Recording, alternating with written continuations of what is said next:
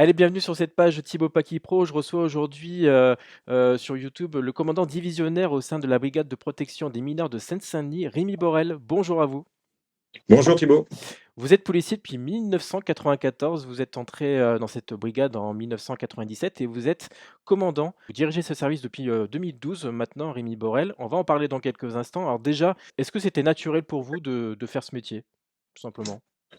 Alors, au départ, pas du tout, puisque j'ai fait des études d'histoire à la Sorbonne et j'étais un peu prof contractuel, un peu prof remplaçant. Je passais différents concours et puis j'ai passé le concours d'inspecteur de police à l'époque. Ça s'appelait inspecteur de police et je n'avais pas spécifiquement d'idée. Alors, je connaissais les films policiers, hein, donc Jean-Paul Belmondo et compagnie, c'était très sympathique, mais j'avais pas du tout d'idée. Donc, j'ai passé différents concours. Il s'avère que bon, bah, c'est celui-là que j'ai eu le premier. Et finalement, bah, je suis parti à l'école en 94 à Cannes-l'Écluse et ce que je me posais les questions il y a donc maintenant 32 ans, enfin bientôt 32 ans. Et 32 ans après, je suis très très content et satisfait de ce choix qui finalement n'était pas un choix naturel au départ, hein. Oui, oui, parce que vous avez fait la Euh, Sorbonne, hein, c'est ça, hein, voilà, en mon histoire. idée était quand même d'être prof, Ouais. prof d'histoire géo, mais bon, policier, c'était un métier comme tout le monde, hein, qui m'intéresse, enfin, que j'aimais bien, parce qu'effectivement, à travers la presse ou les films, etc., mais j'avais aucune idée de ce qu'était vraiment le métier de policier, encore plus inspecteur. Et donc, je vous dis, au bilan de ma carrière, parce que je vais m'arrêter bientôt, je suis très, très content d'avoir choisi cette voie-là, et ça a été 32 ans de passion. Ouais, et puis vous avez dit, vous aviez plusieurs cordes à votre arc en fait, hein. Vous avez passé un concours pour devenir, notamment, pour entrer dans la police et pour devenir inspecteur, c'est ça? Oui, c'est ça. Jusqu'en 95, bon, il y a une réforme bon, qui est pas intéressante à développer, mais en tout cas, ce qu'on appelait les inspecteurs de police, donc les enquêteurs, l'officier de police judiciaire, l'inspecteur, on est devenu officier avec des termes de lieutenant, capitaine, commandant. Ils ont créé même commandant divisionnaire, comme vous avez dit. Et voilà, donc ça a été une évolution. Mais en tout cas, moi, mon idée, à l'époque et 32 ans après, c'est le métier plus spécifiquement d'inspecteur, parce que le métier de policier, c'est 1000 métiers, hein. Vous êtes espion, vous pouvez rentrer dans les caisses, vous pouvez faire des tas de choses. Mais moi, ce qui m'intéresse, c'est l'enquête, c'est la recherche de la vérité juridique, en tout cas d'essayer de se rapprocher de la vérité juridique. Et donc, c'est pour ça que j'ai fait ce qui est maintenant à l'heure actuelle un petit peu différent. Les jeunes changent régulièrement De voix? Mmh. de voie. Voilà, ils vont sur la voie publique, après ils vont dans l'enquête, après ils vont dans l'espionnage, enfin, etc. Moi, je suis resté toute ma carrière dans l'enquête parce que c'est quelque chose qui me passionne. Et est-ce qu'il y a on parle toujours d'un moment clé dans une vie, voilà, pour son avenir professionnel et cetera. Qu'est-ce qui a été le moment clé pour vous? Voilà, à partir de quel moment vous vous êtes dit: «Ah, c'est clairement un métier qui m'intéresse»? Bah, en fait, comme je vous disais, c'est plus quand je suis allé à l'école, parce qu'il y a une formation, à l'époque c'était 1 an, maintenant c'est 18 mois, bah, je me suis aperçu qu'en fait ce choix, c'était le bon choix. Moi j'étais vraiment dans une idée peut-être un peu comme tout le monde, où on veut être policier parce qu'on voit des films sympas, on voit des héros, on lit dans la presse bah, des enquêtes, des grandes enquêtes, donc ça vous intéresse effectivement. Et puis effectivement, cette idée d'enquêter, ce qu'on pourra développer tout à l'heure, qui correspond un peu au travail d'historien, c'est-à-dire d'essayer de faire, bah, vous savez pas, quand le crime s'est passé, vous n'y étiez pas, vous connaissez pas les mises en cause, vous essayez par le biais d'auditions, de rapprochements, comme un historien, de vous approcher de la vérité juridique. Donc ça m'intéressait. Mais en fait, je l'ai découvert à travers l'école, parce que ça a été une formation qui était intéressante. On aimait bien à l'époque critiquer la formation, mais moi je trouvais ça intéressant parce que je ne connaissais pas du tout. Et puis finalement, petit à petit, en arrivant, j'ai fait 2 ans dans un commissariat, après je suis parti à la brigade des mineurs. Bah, chaque jour, en fait, je découvrais le métier et la passion du métier. Donc, c'est finalement empirique, de façon empirique, que je découvre c'est l'intérêt d'être policier, en tout cas enquêteur. Mais bon, je dis, il y a plein d'autres métiers de la police. Si les jeunes veulent rentrer, il y a 1000 métiers. Ah, c'est puis d'autant plus aujourd'hui avec l'actualité, voilà, avec, notamment le cyberharcèlement, les cyberattaques, voilà, c'est quand même, quelque chose qui se diversifie de plus en plus. Là où vous voyez aujourd'hui, hein, ces métiers qui sont de plus en plus, techniques aussi. Mmh, La police scientifique est tout à fait. très précise désormais avec le même on va en parler aussi bien sûr, hein, les enquêtes sont beaucoup plus poussées désormais. On peut réduire peut-être des cold cases aussi, vieux de plus de 40 ans. Voilà, vous avez vu cette évolution aussi, hein, des corps de Oui, métier, oui, quoi. oui. Oui, tout à fait. Bah, l'évolution, en tout cas, à la brigade, on est une brigade d'une quarantaine de fonctionnaires.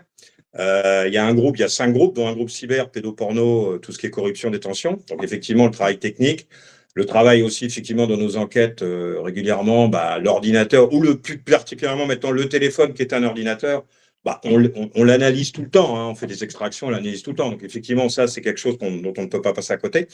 Mais là, l'évolution, enfin, pour moi, on pourra parler pour la protection de l'enfance de l'évolution des lois, mais quelque chose qui a vraiment été essentiel et que j'ai connu un petit peu au début quand je suis rentré dans la police, c'était balbutiant et maintenant c'est quand même de plus en plus au point, c'est tout ce qui est ADN.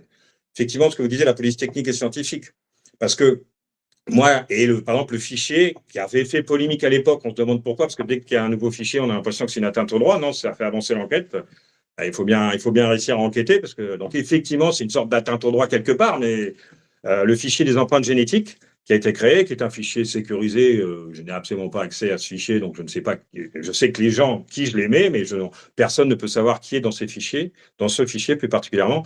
Et ce fichier des empreintes génétiques a permis de résoudre, vous parlez de cold case, plein d'affaires. Et moi, il y a eu une affaire qui a été s'est médiatisée d'un sapeur-pompier qui, 30 ans après, s'est interpellé de façon complètement hasardeuse, hein, pour une histoire de bagarre dans un parking. Et finalement, bon, c'est violence réciproque, hein, ça va pas loin, mais ils prennent son ADN et ils remontent à un meurtre, à un viol suivi d'un meurtre d'une jeune fille dans un parking qui n'avait jamais été élucidé. Et moi, j'ai eu un peu de même des histoires un peu similaires quand ce fichier a vraiment commencé à être efficace, avec des faits qui avaient été contrits, qui avaient été finalement abandonnés parce qu'on n'avait pas retrouvé une mise en cause. Et 5, 6 ans après, cet individu se fait contrôler, se fait interpeller, on prend son ADN dans la garde à vue, et ce qu'on appelle ça match.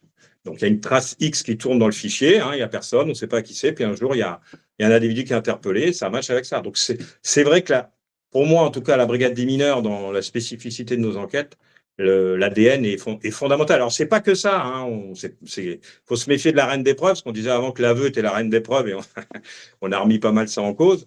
Mais c'est sûr que quand vous avez un ADN, il faut que la personne s'explique pourquoi son ADN et surtout quel type d'ADN c'est.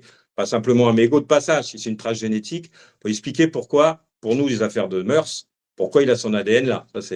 Il faut qu'il prenne un bon avocat. Alors justement, tout ce que vous venez de me dire, en fait, vous l'avez, notamment écrit dans un livre que j'ai, vraiment, dévoré, hein. C'est, le livre, ça s'appelle, «Des moments ordinaires». Voilà, vous l'avez écrit il y a 1 an.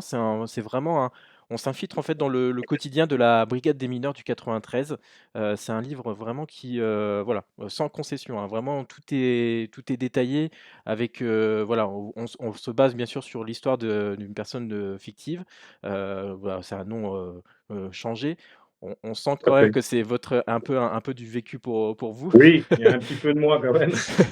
Et donc c'est très détaillé. Alors il faut vraiment s'accrocher parce que les mots qui sont utilisés, bien sûr, c'est votre quotidien, hein. C'est des affaires qui sont quand même assez difficiles, avec des erreurs parfois, des succès, des Tout à émotions fait. beaucoup.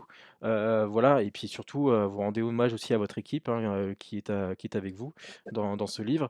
C'était pour vous important, à travers cette, fiction réalité, j'ai envie de dire, de parler de votre quotidien?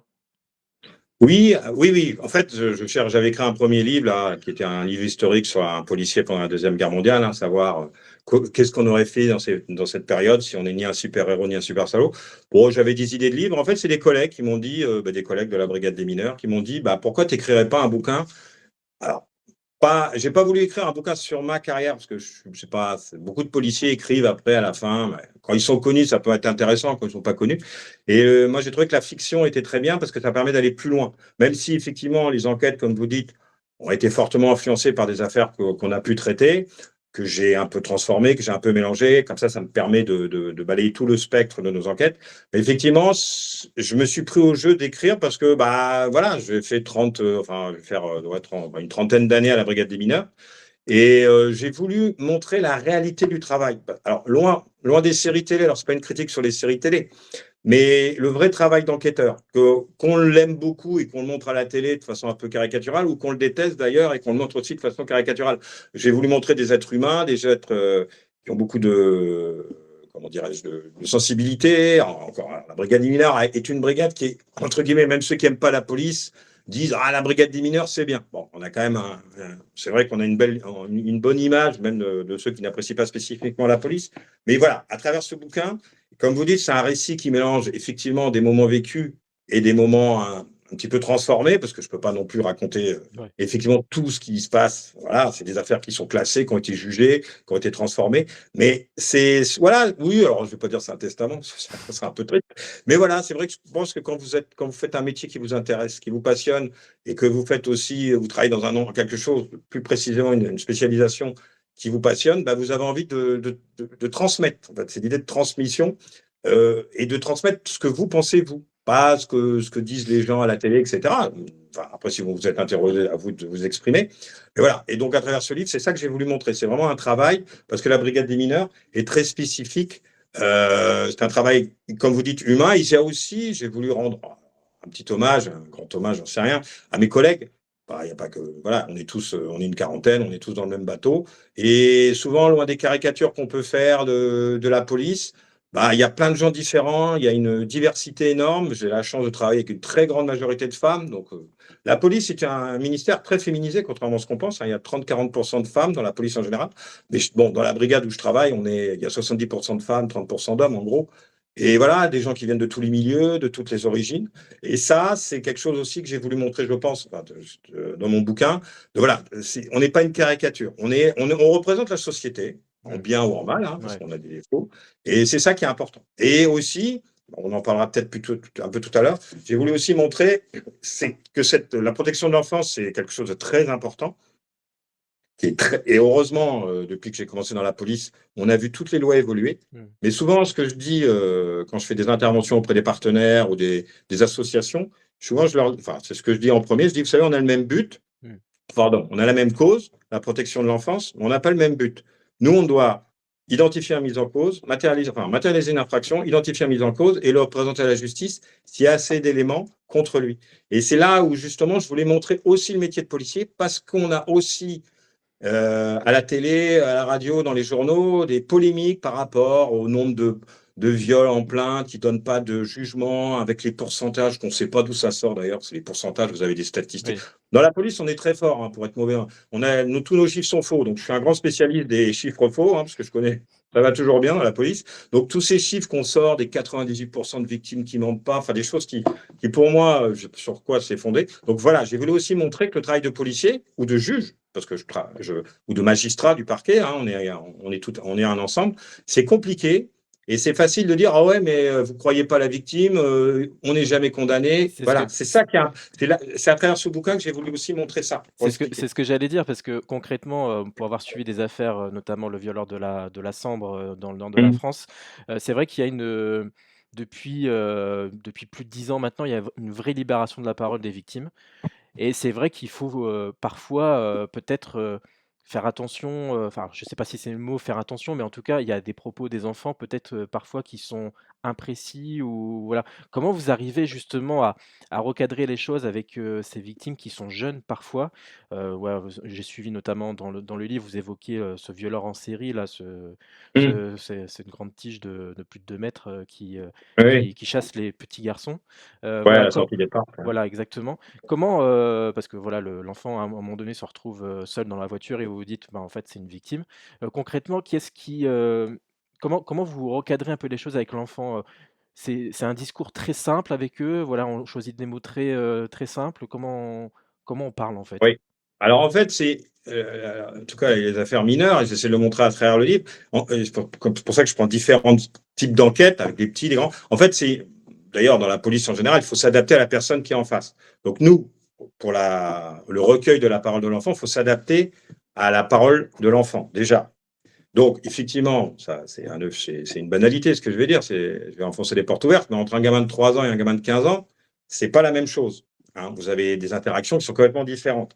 Ce gamin de 3 ans, c'est très important, par exemple, de connaître le contexte des révélations. Parce que on a souvent, voilà, on se retrouve peut-être avec une situation, avec des parents qui se séparent. Ça ne veut pas dire que voilà, qu'on n'y croit pas, mais il faut comprendre le contexte. Ou alors, on a beaucoup d'affaires avec des instituteurs ou des animateurs. Donc, il y a des animateurs qui sont interpellés, des instituteurs qui sont interpellés. Mais il y a aussi des histoires où, moi, je dis, c'est une surinterprétation de mots d'enfants sortir dans Ouais, le c'est ça. contexte. Bon, vous êtes en maternelle, vous avez un instituteur, enfin un professeur des écoles qui est un homme. Des fois, dans certaines situations, parce qu'on refuse qu'un homme s'occupe des petits-enfants, ou alors on pense que s'il est là, c'est parce que c'est un pédophile. Donc tous les soirs, il y aura une sorte d'interrogation.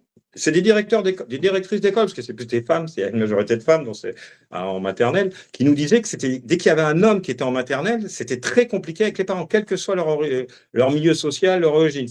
Chacun avait sa théorie, mais c'était compliqué. Et donc, ce qui peut se passer, mais c'est pas qu'on remet en cause la parole de l'enfant, c'est qu'il y a un contexte. Et on a eu une histoire un jour où un papa a amené un blouson en disant qu'il y avait du sperme de l'instituteur sur sa veste. Et en fait, quand on analyse la chose, c'était de la morve de son petit voisin, parce que vous savez qu'en maternelle, quand on récupère les gamins, bah, ils sont à l'entrée, ils sont sur les petites chaises, et son petit voisin, il avait le nez qui coulait, bah, il a trouvé sympa de se moucher dans la manche du voisin, et de la voisine, c'était une jeune fille, petite fille. Et voilà, l'instituteur, c'était un jeune instituteur qui venait d'arriver, en plus, c'était sa première année, enfin, d'un autre côté, on a eu des affaires où on est passé, alors pas spécifiquement ma brigade, mais il y a des affaires où on est passé à côté d'instituteurs. Hein. Il y a eu dans le sud ce qu'ils appelaient l'atelier du goût, ce qui était horrible, où pendant des années, quelqu'un a pu... C'est un équilibre qui est très compliqué. Donc déjà, comme je vous disais, il faut déjà s'adapter à l'enfant et au contexte. Évidemment, je peux vous parler d'un enfant de 3 ans qui ne mentira pas, ou 4 ans, ou 5 ans, ça ne mentira pas. Mais autour, il y a un contexte. Un ado de 14-15 ans, c'est plus complexe. Si vous avez un ado qui est en rupture de société, qui, par exemple, les forces de l'ordre, n'apprécie pas spécifiquement les forces de l'ordre, mais est victime dans ce cas-là, peut-être difficile d'amorcer une confiance pour pouvoir à ce qu'il se confie sur des choses. Et puis nous, on est souvent, ce que je dis, alors ça peut choquer, on n'est pas l'avocat de la victime, on n'est évidemment pas l'avocat du mis en cause, on est au milieu de l'enquête, on est, comme disait Camille, on est au milieu de la société. Donc on essaie de comprendre. Et par exemple, s'il y a une ado, je prends un exemple tout bête, nous explique que, bon, elle a été violée, par exemple, par un jeune garçon de son âge. Mais elle ne nous dit pas que ça a été son petit copain et qu'elle a pu avoir des relations sexuelles avec lui avant. Ça n'empêche pas qu'il y a viol. Si elle ne veut pas un jour d'elle, c'est un viol, il n'y a pas d'histoire. Mais si elle ne nous le dit pas, et qu'on l'apprend plus tard. Mais heureusement, on est dans un état de droit. La mise en cause, il va avoir un avocat. Et s'il le sait, il va nous dire, mais attendez, cette victime, elle vous a pas tout dit. Donc c'est pour ça qu'on doit s'adapter. Pour les ados, on essaie de réentendre la gamine si on s'aperçoit qu'il y a des choses qu'elle n'ont pas dit et qu'elle nous a pas racontées. Non pas parce qu'elle veut nous mentir, mais parce qu'elle n'ose peut-être pas tout dire. Vous voyez, c'est compliqué. En fait, c'est ce que moi je reproche des fois, ce qu'on entend. Les associations, c'est très bien, ça a fait avancer plein de choses. Mais après, il faut les canaliser, je vais dire. C'est horrible à dire. Parce que sinon, ça part dans les réseaux sociaux. C'est-à-dire les réseaux sociaux, on poste un truc, on dit il m'a fait ça et c'est fini. Et vous devez faire Et face puis, à ça, voilà, c'est vraiment, oui, et là bien en pour le plus, coup. alors là, on a un gros défaut, c'est qu'on est très lent. Alors que les réseaux sociaux sont très rapides et nous, on est très lents. Alors bon, faudrait qu'on accélère. Bon, c'est un peu compliqué parce qu'il y a les stocks de dossiers. Mais voilà. Et nous, et là, dernièrement, il y a eu des affaires où les gens, on peut l'accepter ou pas l'accepter, n'ont pas été condamnés. Et en fait, Ça fait un on tollé sur les réseaux. continue. Ouais, on continue. J'entends des posts, tout ça, en disant, mais il passe à la télé, il excuse il en veut pas à sa victime et comment. Mais c'est caricatural. Alors, moi, je me mets pas à la place d'une femme ou d'un homme qui a été agressé sexuellement. Je l'ai pas été. Et c'est vrai que si je suis en face de quelqu'un, c'est toujours compliqué de dire ça, ou un homme qui a été agressé quand il était jeune, tout ça. Mais voilà, il faut que la police et la justice, hein, je prends l'ensemble. Alors, on est imparfait. En fait, ce qui est important dans cette enquête, mais dans toutes les enquêtes de police, encore plus pour c'est qu'on n'a pas d'idée préconçue. On n'a pas un point où on veut aller. On est au départ et on cherche les voies. C'est-à-dire que le problème, c'est que souvent, les gens, ils ont une idée d'arriver et ils font tout pour arriver à cette idée d'arriver. Vous voyez, Ouais. Et il faut que ça voilà. il faut que ça soit coordonné aussi avec, la justice évidemment, avec les sanctions. Vous avez vu, on en parlait justement en introduction tout à l'heure, vous avez vu cette évolution un petit peu des lois, pour justement, la protection de l'enfance, hein, concrètement. Il y a aujourd'hui, voilà, il y a je crois que c'est la présomption, enfin je sais plus, non, c'est 30 années c'est 30 Oui, années après, les faits et voilà, cetera, la la prescription, tout à prescription, fait. voilà, c'est exactement le mot. Donc voilà, aujourd'hui, il y a des choses qui rentrent en ligne de compte aujourd'hui. Est-ce que, notamment la prescription de 30 ans, c'est quelque chose de bien ou il faut encore, l'élargir? Voilà, c'est un éternel débat bien sûr en France, mais voilà, quel est le rapport aujourd'hui avec la justice? Est-ce que vous sentez que les lois sont dans le bon chemin? Enfin, en tout cas, l'évolution a été dans Mm. le bon endroit. Oui, oui, mais ce que je vous disais, moi, je suis rentré à la brigade des mineurs en 97. Bon, j'ai fait aussi du commissariat avant, donc à partir de 95, on va dire, parce qu'en commissariat, on peut avoir à connaître ce genre d'affaires, même si on le passe au service spécialisé après. Et oui, les lois sont allées dans le bon sens. C'est vrai qu'on partait de pas grand-chose, il faut bien le dire. La pierre angulaire, c'est en 1998 ce qu'on a appelé la loi Mélanie, c'est-à-dire le fait de filmer la victime, d'avoir ce qu'on appelle aussi les salles Mélanie. Vous savez, c'est les salles un peu, alors c'est pas des chambres d'enfants, hein, c'est des pièces qui permettent, avec une vitre teintée peut-être, de libérer un peu plus la parole, etc. Donc ça, c'est un peu vraiment le départ en France de la première loi. Il y a eu des lois de prescription un petit peu avant, je crois que la première loi est de 1989. Donc oui, on vient de loin. La première loi de prescription qui reportait la prescription, en fait, c'est 10 ans, enfin maintenant c'est 20 ans le crime après, après que le crime ait été réalisé. C'est-à-dire qu'on a 20 ans, entre guillemets, si on n'est pas au courant, et au bout de 20 ans, c'est prescrit l'idée de l'oublier, etc. Pour les mineurs, l'idée, c'est comme il peut y avoir une pression familiale et que les gamins ne sont pas formés, que les gamins sont en cours de. Ben voilà, apprennent des choses. On attend 18 ans et là, la prescription repart. Donc, ça a commencé en 89. Et les dernières lois, effectivement, c'est 2018.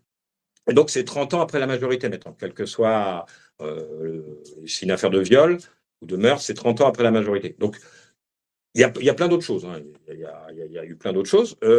Tout est dans le bon sens. Après, moi, je suis pas particulier. Alors, je sais que la prescriptibilité, c'est-à-dire le fait que ça soit jamais prescrit, c'est un grand débat. On peut toujours aller plus loin. Moi, je suis pas persuadé que. Mais c'est pareil quand j'ai une discussion avec, alors dans une rencontre avec quelqu'un qui a été victime et qui me dit, bah moi, mon fait a été prescrit, donc je serai jamais victime. C'est vrai que je suis pas légitime pour dire, bah. Mais moi, je parle en qualité de professionnel. Et quand on sait que des fois quelques années après, c'est impossible. C'est compliqué de faire tenir un dossier parce que, voilà, c'est pas que la parole de la victime n'est pas prise en compte. Elle est toujours prise en compte, la parole. Contrairement à ce qu'on dit, Ouais. hein, je vais pas citer Badinter, qui disait la parole de l'enfant est écoutée, elle n'est pas sacralisée, mais elle est toujours écoutée. C'est ça. Dernièrement, le juge des enfants qui était c'est Civis là qui disait on doit leur dire qu'on vous croit, mais contrairement à ce qu'il dit, on a toujours, enfin, après, il y a des mauvais policiers, des mauvais juges, hein, mais on a toujours cru au départ la victime. Mais on est enquêteur, on est juge, on est procureur, on est juge d'instruction, donc on à charge à décharge. Et c'est toute l'art justement par rapport à ces enquêtes qui sont quand même très sensibles, de ne pas surtraumatiser l'enfant, mais il faut quand même qu'on avance. On ne peut pas être les réseaux sociaux. C'est pas parce qu'il y a quelqu'un va dire quelque chose que tout de suite la personne c'est terminé. Il y a Et, plein de choses qui rentrent en compte. et on l'a vu dernièrement avec l'affaire Betaram. On va évoquer après le cas particulier du 93 parce que c'est quand même Mmh. un département Oui, qui est très particulier. particulier. Mais l'affaire Betaram, par exemple, c'est quand même une affaire hors norme où là, on a des dizaines d'enfants qui sont en train, justement, qui ont maintenant, qui sont des adultes hein, aujourd'hui, Oui, tout à fait. et qui sont en train de témoigner. Ils sont en train de se créer un socle vraiment commun pour témoigner hein, des sévices qu'ils ont vécu pendant de nombreuses années, donc à Bétarame, Oui, c'est du côté de Pau, dans le sud de la France, oui. hein, c'est ces écoles, catholiques. Voilà, c'est quand même c'est un exemple qui a été, médiatisé et qui, montre l'importance, en fait, de l'écoute aujourd'hui, même des années après, en fait, hein, clairement. Oui, oui, oui, mais de toute façon, oui. Mais après, il y a eu beaucoup dans des institutions, pas qu'en France, effectivement, il y a une chape de plomb, une loi du silence, parce que bah, cette école, enfin, était très renommée. Voilà, c'est sûr. Et justement, la parole se libère. Et souvent, on me demande souvent s'il y a plus de faits sexuels qu'avant. En tout cas, il faut d'abord savoir que nous, dans nos histoires, la grande majorité des affaires, c'est d'affaires, alors, pas que dans la famille, on va dire le proche. Le proche, c'est la famille, c'est le camarade de classe, c'est le professeur, c'est le voisin, etc. C'est ça le proche. Et donc, la grande majorité des affaires qu'on traite, c'est ça. C'est rarement le prédateur. Vous avez parlé tout à l'heure du prédateur du parc. On en a, mais c'est pas la majorité de nos dossiers. Donc, la parole, effectivement, elle s'est libérée. Et ce qui s'est passé à Bétaram, parce que je pense que ça s'est passé, j'espère que de nos jours, ça ne se passerait plus. On a eu des affaires, même en Seine-Saint-Denis, d'affaires avec des ecclésiastiques, bon, qui sont très âgés, hein, Oui. mais on a eu quelques affaires avec des gens de 80, 85 ans, parce que la parole s'est libérée. C'est sûr que C'est pour ça que je vous dis qu'il n'y a pas plus de faits sexuels, en tout cas de ce type-là qu'avant, sauf que les gens parlent, et Ouais. parlent même longtemps après. C'est surtout ça. Mmh. Je ne pense pas qu'il y ait une explosion des incestes, des agressions de professionnels, etc., ou de camarades de classe. C'est que la parole de l'enfant, la parole de la victime, pas que l'enfant, est entendue, est écoutée, et justement est décortiquée, et on enquête. Voilà. Après, vous parlez de faits anciens, c'est toujours compliqué. C'est pour ça que je vous parlais, on revient un peu à la prescription. 30 ans, c'est énorme. C'est jusqu'à 48 ans, c'est très compliqué. Et en fait, dernièrement, je crois que c'est Dupond-Moretti qui avait fait cette loi et elle est pas mal. C'est la prescription glissée.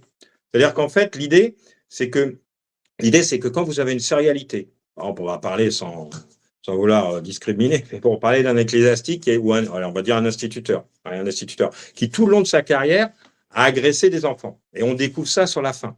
Ce qui va se passer, c'est que finalement, les seules victimes qui vont être reconnues par la justice victimes, donc partie civile ou procès, et donc qui pourront être indemnisées, seront les dernières, celles où c'est pas prescrit.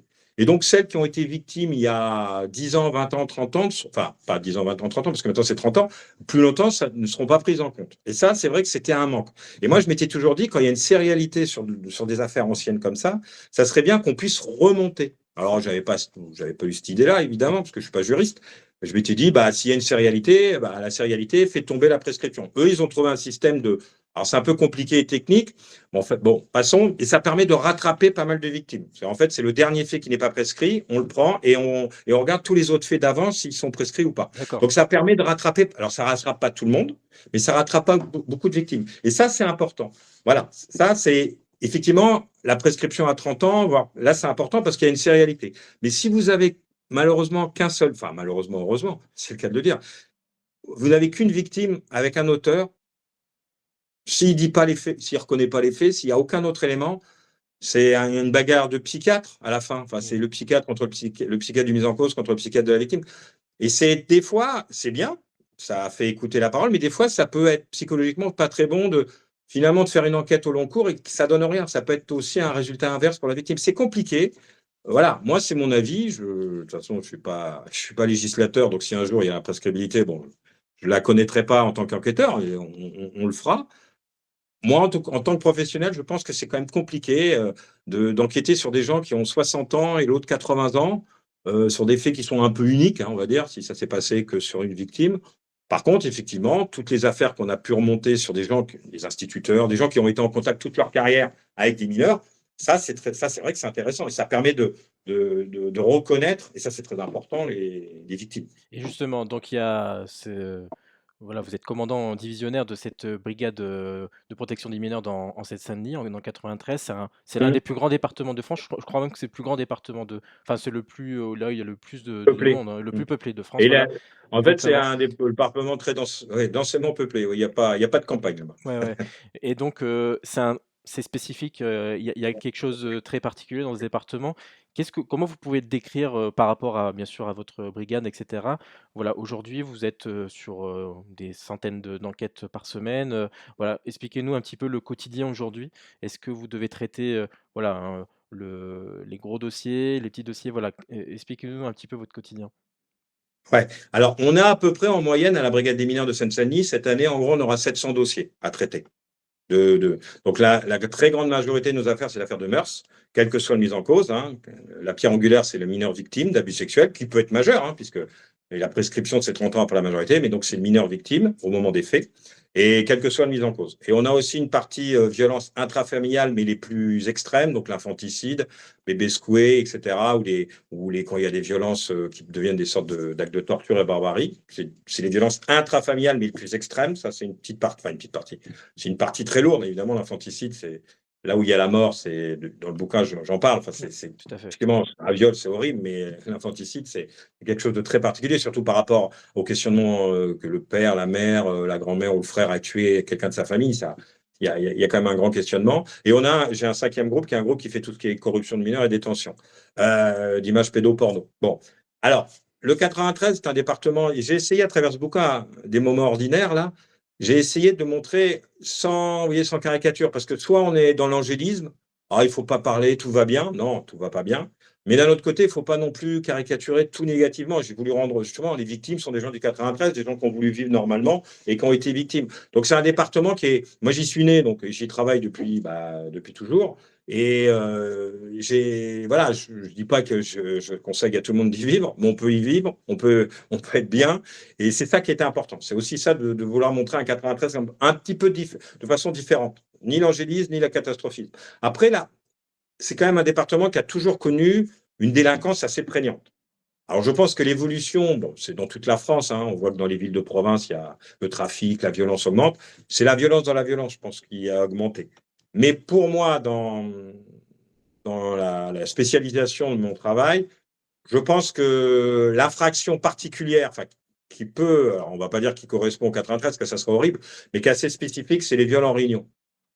Parce que ça, c'est quelque chose, c'est le monde de la cité, alors pas au sens grec du terme, hein, c'est plutôt au sens de la cité, des quartiers difficiles. Et là, effectivement, on a quand même eu beaucoup d'affaires.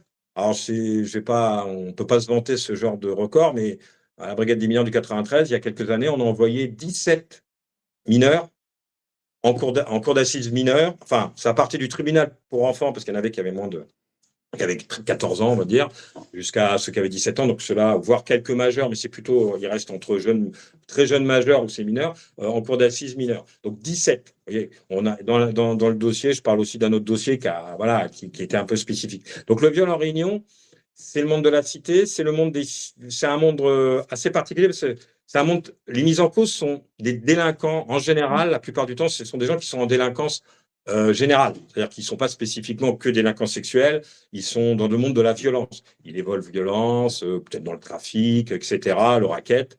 Donc déjà, ils sont dans un monde de violence. Après, dans leur situation, souvent une situation carencée, alors des parents des missionnaires au chômage, un père absent, j'en sais rien, plein de choses. Il y a cette violence pour s'en sortir, entre guillemets. Il y a aussi, bon, évidemment, l'échec scolaire. Et puis, il y a aussi un phénomène qui est important, c'est l'image de la femme couplée au film porno. Oui, c'est un mélange un peu détonnant.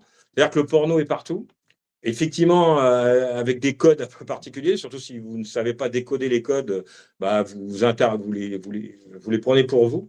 Avec aussi une image, c'est quand même un monde très machiste, où la femme, à part sa maman ou sa sœur, les autres, si elles sont habillées normalement, c'est des putes, etc. Donc ça, c'est ça aussi qui fait que tout ce microcosme. Et pour les victimes, alors, c'est souvent des victimes, des filles qui sont. Alors, c'est rarement, il y en a, ça peut arriver, le viol dans un RER parce que vous rentrez à 1 h du matin et que vous êtes tout seul dans une rame. Il y a des affaires qui peuvent arriver. Mais la grande majorité, c'est souvent des filles qui sont seules, qui n'ont pas de père ou de frère à grandes épaules, soit des fugueuses qui viennent en Seine-Saint-Denis parce qu'ils savent que bah, on pourra dormir dans des caves, qu'on pourra peut-être prendre de la drogue, voilà, enfin, etc. Peut-être aussi des filles qui sont dans le quartier, mais qui n'ont pas justement une famille pour les protéger, qui sont eux aussi carencés. Et en fait, ce monde-là, ces deux groupes se rencontrent. Et c'est pour ça que, en tout cas, là, dans le 93, genre, je ne pense pas qu'il n'y a que le 93, moi je travaille que dans le 93, si j'avais une infraction à sortir, parce que les autres, on peut les rencontrer, les viols en réunion, on en rencontre aussi dans le quartier, dans le 16e arrondissement, hein. Il y a pas de... Mais ce n'est pas tout à fait le même lieu. La cave qui pue, dans le 16e, sera peut-être plutôt dans un bel appartement ou dans le 8e ou je ne sais pas où. Là, c'est un lieu quand même qui est particulier, c'est avec des gens, des protagonistes particuliers. Et je pense que voilà, ça, c'est, en tout cas dans ma carrière, les affaires de viol en réunion, et souvent jeunes, hein, 13, 14 ans, souvent ce sont en fait des groupes, c'est pas des bandes comme aux États-Unis, mais c'est des groupes. Et c'est plutôt, il n'y a pas trop de différence d'âge. C'est-à-dire que ceux qui ont 14-15 ans seront avec. Alors, ça peut monter à 17 ans, mais il n'y aura pas quelqu'un de 30 ans avec des gens de 17 ans. Vous voyez, A c'est plutôt par catégorie d'âge. Accentué aussi par des diffusions sur les réseaux, hein, j'ai pu voir, parfois, des vidéos passées, sur Snapchat ou sur TikTok, surtout Snapchat, Oui, parce que c'est temporaire, hein, la diffusion. Voilà, il y a des choses quand même, des fois qui sont ah bah, voilà, les jeunes, ça, c'est. sont dans la surproduction en fait, de Mm. Ah ben, pornographique, ils quoi. filment tout. Mmh. On filme tout, même ces conneries, enfin, même les bêtises qu'on peut faire ou les crimes qu'on peut faire, on les filme, ce qui des fois nous arrange. Comme ça, on récupère Ouais. même si Snapchat, effectivement, ça disparaît, mais on peut les récupérer. Oui, oui, les gens se filment. Bah, c'est dans un. Voilà, c'est par rapport à ce qu'on appelle le happy slapping, vous savez, la joyeuse baffe. Si on adore, on agresse quelqu'un, on le filme. Et même au niveau sexuel, ça peut arriver. Et on a, par exemple, mais même à l'envers, des fois, il y a des mises en cause qui nous sortent, enfin, sur leur portable, disent: ah, mais moi, cette relation sexuelle, je l'ai filmée. Un peu, vous savez, comme si on demande la carte d'identité de la victime pour savoir si elle est majeure. Ah non, mais regardez, vous allez voir le film, elle était d'accord. Vous voyez, c'est même une sorte, des fois, ils font un petit catalogue de leur relation sexuelle, puis comme ça, quand ils sont devant la police, ils vous disent: ah mais non, mais là, vous voyez, je l'ai filmé, elle était d'accord. Vous voyez, c'est très, très malsain. Ouais. Donc effectivement, voilà, le téléphone, tout le monde a un téléphone, tout le monde filme, tout. Et donc ça, c'est un Et truc à rendre. Et vous en parlez dans le livre, hein, il y a clairement des choses qui vous ont frappé dans cette évolution finalement de la violence parce que bon, en fait, vous, ce qui m'a beaucoup marqué dans votre livre, Un des moments ordinaires, c'est on y voit la difficulté, mais on y voit surtout aussi les moyens que vous avez à disposition. Vous faites toujours, vous le dites assez régulièrement dans le livre d'ailleurs, Des moments ordinaires, vous êtes constamment en train de faire avec les moyens du bord, constamment. Est-ce que c'est pas Oui. fatigant au bout d'un moment? Alors, ce qui est, c'est un peu l'ADN, on va dire l'ADN du policier, surtout en banlieue, c'est de se débrouiller. Alors, c'est fatigant, oui, c'est sûr que si on était comme dans les séries, on appuie sur un bouton, on a 10 voitures, on a des ordinateurs, tout marche, enfin, j'en sais rien.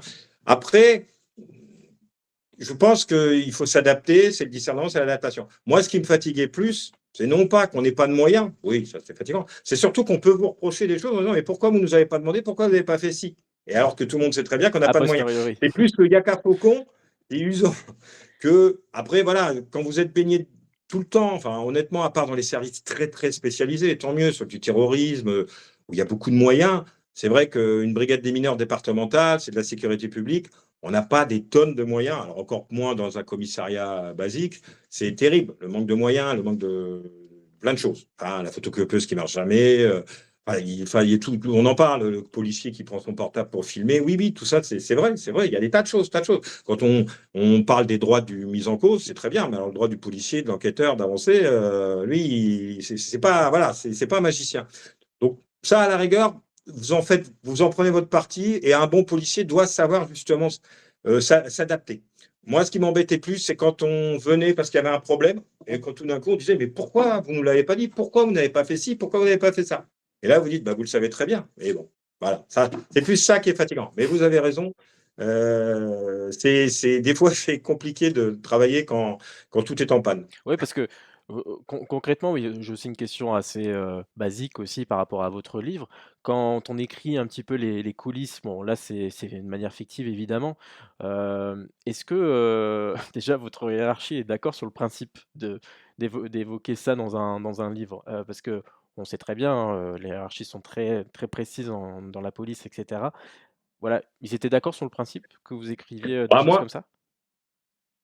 D'accord, je sais pas. Après, j'ai trahi aucun secret d'enquête. Non. J'ai parlé d'affaires que j'ai anonymisées, que j'ai transformées. Donc effectivement, j'ai pas parlé d'une affaire qui était en cours. J'ai pas décrit des choses. Après, l'esprit critique, je sais pas si ça plaît ou pas, mais bon, voilà, il savait que j'en ai parlé effectivement, parce que de toute façon, j'avais demandé par rapport aussi à faire de la pub en interne, etc. Donc les bouquins, ils le savent. Je sais pas s'ils l'ont lu. Après, voilà, effectivement, j'ai fait fortement attention à ne pas dévoiler de secret de l'instruction, parce que déjà, toutes les affaires étaient terminées, jugées ou classées ou autre chose. En plus, c'est des affaires, je vous dis, que je transformais, que j'anonymisais, que voilà, parce que je voulais amener à dire des choses. Donc, c'était effectivement, je prenais un autre bout d'une affaire, j'en prenais une troisième, je mélangeais le tout et ça faisait une chose. Donc là-dessus, après, oui, mais moi, Parce que moi, mon sentiment, c'est que vous êtes pas critique, mais en tout cas, à chaque fois quand vous terminez un petit peu un chapitre et cetera, vous rendez toujours hommage à vos équipes. Enfin, clairement, il y a des critiques, bien sûr, sur certains dossiers qui sont voilà, où vous avez eu des ratés et cetera, mais à chaque fois, vous dites: «Voilà, il a fait comme ça, bon, il aurait pu, mais je peux comprendre pourquoi il a choisi cette manière-là» et c'est aussi, j'ai le sentiment que c'est aussi un hommage à tout votre groupe, en fait, hein, clairement, ce Oui, livre. oui, c'est pas un livre aigri, hein. Moi, je suis très content et il me reste pas beaucoup de temps à faire, à travailler, mais je suis toujours le matin content d'y aller. Après, il y a des lourdeurs administratives qui me fatiguent. Mais justement, à travers ce bouquin, j'essaie d'être aussi un bouquin positif pour montrer que vous avez des gens qui sont passionnés, qui font peut-être des erreurs, qui peut-être n'arrivent pas toujours à trouver la vérité juridique.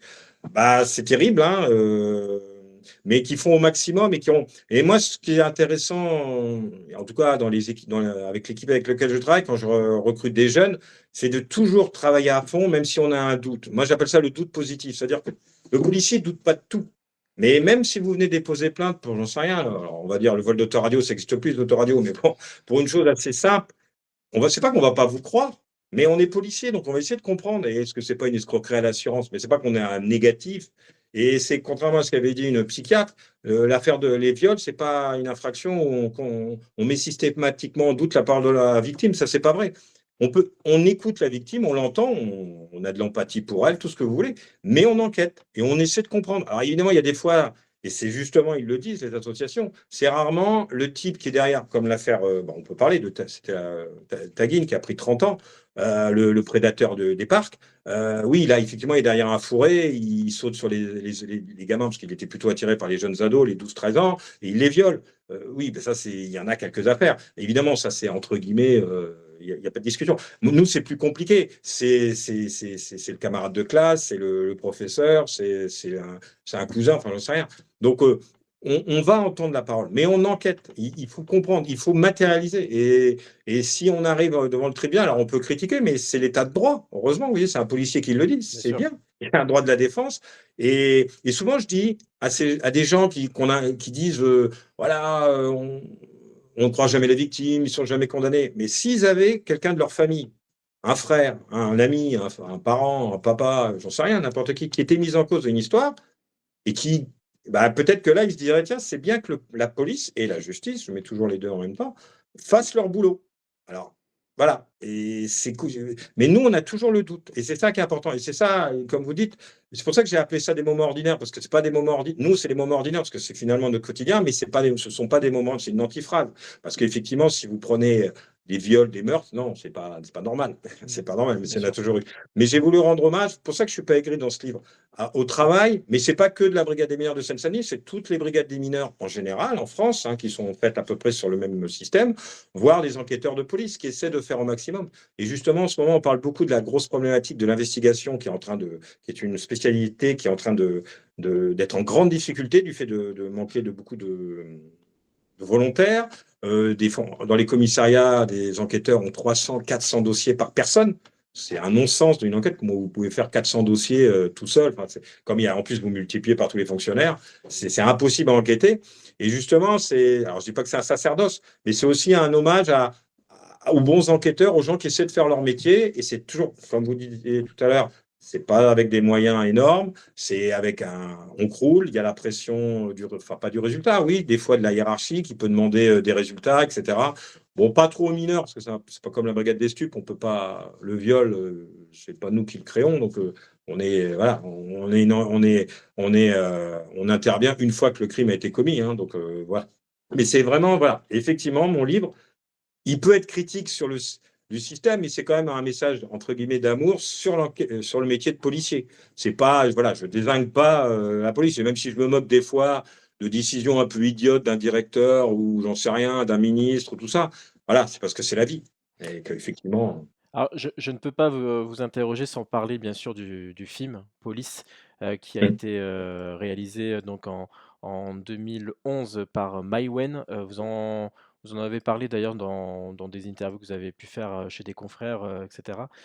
Police, c'est un film hors norme, hein. Clairement, c'est un tout superbe à fait. film, qui est, réalisé avec des acteurs, bon, de toute façon, on voit le casting, je suis en train de montrer à l'écran l'affiche du film avec, tous ces acteurs, voilà, Joey Joe Star, Starr, très bon policier. voilà, Joey Starr, très bon policier, on voit Étonnant, l'image. mais très bon. Marina Foïs qui est exceptionnelle dedans, avec, voilà, c'est vraiment, des acteurs, Nicolas Duvauchel aussi qui a fait, beaucoup de flics, notamment, dans Braco, Hum, voilà, donc c'était important d'avoir un film aussi, symbole un peu de ce que vous représentez, parce que on le dit, c'est clairement, c'est votre quotidien, hein. C'est d'ailleurs un reflet un petit peu de votre livre, hein, ce film. Il y a vraiment, il y a tout dedans. Enfin, il y a pas tout, mais en tout cas, on voit le mal-être, on voit les constructions, on voit l'écoute, on voit le rapport entre vous aussi, qui parfois peut être, sympa, mais aussi très tendu. hum. Voilà, c'est un peu ça. C'était Oui, un beau oui. film Alors, important? tout à fait. Alors, bon, je vais pas être prétentieux en disant que j'ai voulu faire en livre police, mais bon, quelque part, oui. Parce que, non, non, au départ, je me questionnais pour y aller ou pas, parce que c'est vrai que j'avais l'impression d'être au bureau.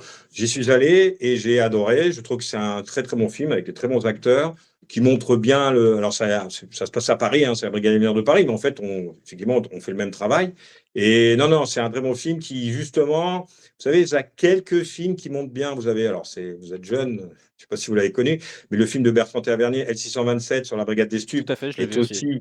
aussi Mhm. un film culte pour Tout à fait. montrer le vrai travail de l'enquête. Voilà, vous avez quelques dossiers. Et Police, pour la côté mineur, est très, très bien. Le seul bémol, et vous en avez parlé, mais ça, c'est parce que il faut donner du souffle au film, c'est le côté où les policiers, les acteurs policiers s'engueulent tout le temps. Ouais. Bon, j'ai bien compris que c'est pour donner un peu de rythme au film. Je ne suis pas cinéaste, mais heureusement qu'on ne s'engueule pas tout le temps. Alors, il y a des moments de tension, parce que quand il y a des affaires, quand tombe une affaire d'infanticide, on a eu une fois avec un père qui est parti, qu'il fallait traiter la scène de crime, plus retrouver le père en fuite. Bah, on n'est pas non plus un service avec des milliers de personnes, hein, avec peu de moyens, donc ça, il peut y avoir des moments de tension. Mais bon, il y a toujours quand même une solidarité, sinon on n'arrivera pas à s'en sortir. Donc c'est juste le petit bémol, mais que j'ai bien compris l'angle du cinéma de montrer ça. Mais sinon, le reste, oui, oui, pour moi, c'est un film important. Oui, oui. Et d'ailleurs, quand je fais des interventions auprès des collégiens ou des lycéens, voire des adultes, hein, des services sociaux, tout ça, même si le film commence à dater, je le cite toujours en exemple, parce qu'en disant, voilà, si vous voulez c'est mieux qu'un reportage. Ouais, Pour ouais. moi, je trouve que c'est mieux qu'un reportage. Et puis de ce que j'avais vu un peu des making of et cetera, les actrices et les acteurs, hein, ont été vraiment imprégnés par ça, hein. Ils sont allés, rencontrer Ils sont allés des en stage, ouais. ils sont allés en Je stage et crois qu'ils sont cetera. Ils allés. ont ils ont vraiment vécu ça de l'intérieur, donc c'était important de retracer ça et vraiment on le voit, hein, enfin la performance de Marina Foïs, c'est incroyable vraiment et donc elle est, voilà, c'est pour vous, ça a été un bel exemple. Oui, oui, ah ben, j'en suis. Enfin, c'est bien. Enfin, voilà, il peut avoir, bon, il peut avoir des bons reportages. Des fois, c'est toujours un peu compliqué de faire un reportage parce on peut être. Ce que j'ai essayé aussi d'éviter dans le livre, de tomber dans le sensationnel. Là, c'est cru, c'est vrai. Et en plus, bon, je pense que pour ceux qui ne travaillent pas dans la brigade des mineurs, c'est aussi un film. Il y a aussi une histoire, etc. Non, non, non, c'est bien.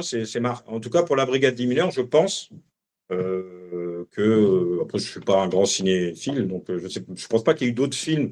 En tout cas, il y a eu sûrement des séries, des choses comme ça, mais en tout cas, s'il faut voir un film pour comprendre la Brigade des mineurs, il y a des imperfections, c'est sûr, mais ouais, mais c'est le film Police avec deux S, hein.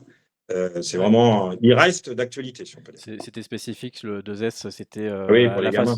c'était la façon dont, c'était le fils de Maïwenn qui avait écrit Oui, qui Police avec, écrivait Police, 2S. ouais, Voilà, c'est, ouais, c'est assez, tout à fait. assez symbolique. On va, finir, monsieur Borel, encore merci pour toutes ces réponses. On va finir parce que vous avez écrit un autre bouquin, alors que j'ai pas pu lire, mais je vais montrer à l'écran. Ça s'appelle Un flic dans la brume, vous en avez parlé tout à l'heure.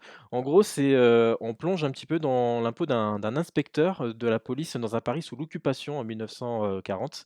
Voilà, c'est une façon aussi de parler de la place du policier dans une France en plein doute. C'est ça, c'est pour ça que vous avez écrit un petit peu ce livre. C'était, voilà, vous êtes vraiment mis dans la peau d'un inspecteur à l'époque, quoi.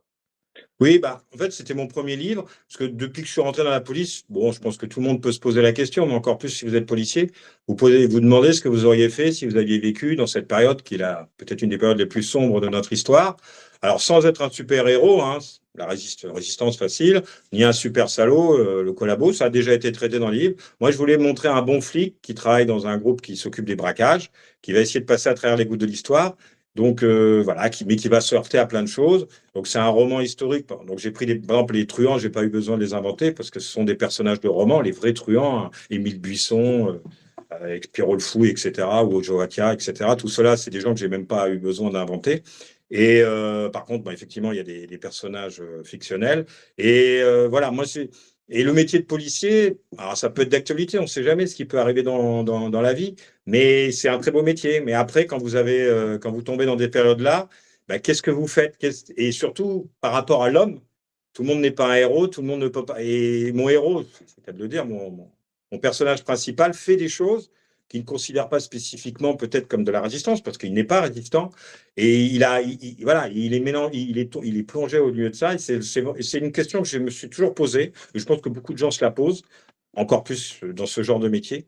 Et bon, mes études d'histoire m'ont permis j'ai repris mes petites fiches. Et ma petite fierté, c'est que j'avais laissé mon manuscrit, envoyé mon manuscrit à M. Jean-Marc Berlière, qui est un spécialiste de la police, qui est souvent dans les écoles de police d'ailleurs, qui est spécialiste d'occupation. Et quand j'avais une interview dans un journal, la journaliste, j'en avais parlé de M. Berliard, il avait dit que j'avais répondu avec acuité et surtout exactitude. Et ça, c'est une petite fierté. On n'aime pas mon style, mais en tout cas, il n'y a pas d'erreur historique.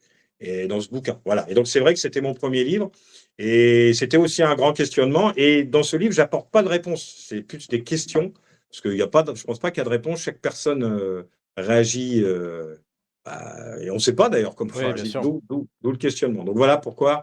Et c'est vrai que bon, mes études d'histoire m'ont quand même entendu à ce que je fasse ce bouquin. Parce que voilà, quand je suis rentré dans la police, et en plus, c'est un policier qui travaille à la préfecture de police de Paris. Et moi, je dépends de la préfecture de police de Paris. Donc effectivement, c'est un sujet qui me tenait à cœur.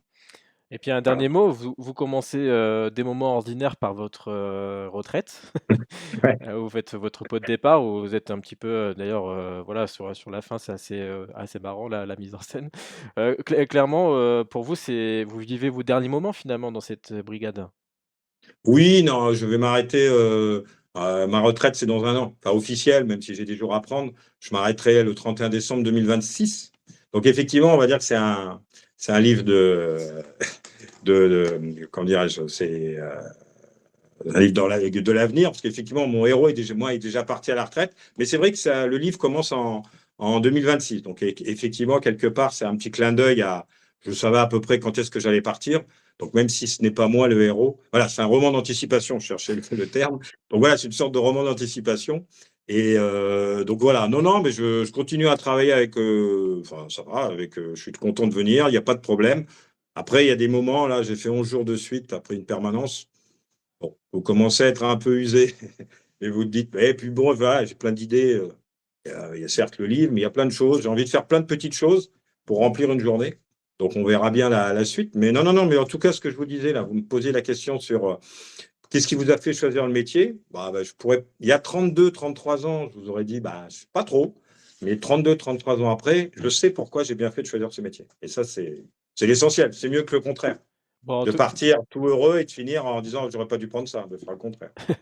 Bon, en tout cas, merci, beaucoup Rémi Borel Bah, d'avoir merci à longuement vous. évoqué un petit peu ce rôle de policier, ce rôle dans cette brigade, des mineurs. Donc vous êtes commandant divisionnaire encore pour, 1 an, Voilà. dans le 93. Merci beaucoup. On a pu évoquer longuement un petit peu, bah, votre métier et surtout ce livre, hein, que je recommande, qui s'appelle «Des moments ordinaires». N'hésitez pas à vous le procurer, de toute façon, à mon avis, dès que vous allez commencer à le lire, vous allez le finir, dans la soirée. Donc Ah, prenez c'est votre gentil. soirée. Merci. C'est très intense. Alors évidemment, il faut s'accrocher à un certain moment, parfois c'est un peu dur, mais c'est la réalité de votre Voilà, quotidien. c'est ce Donc que j'ai essayé. c'est ce que vous avez, démontré en tout cas dans ce livre, voilà, que vous voyez à l'écran, juste en dessous. Merci beaucoup Rémi Borel d'avoir été avec Bah, nous. merci Thibault. À bientôt. Allez, au revoir.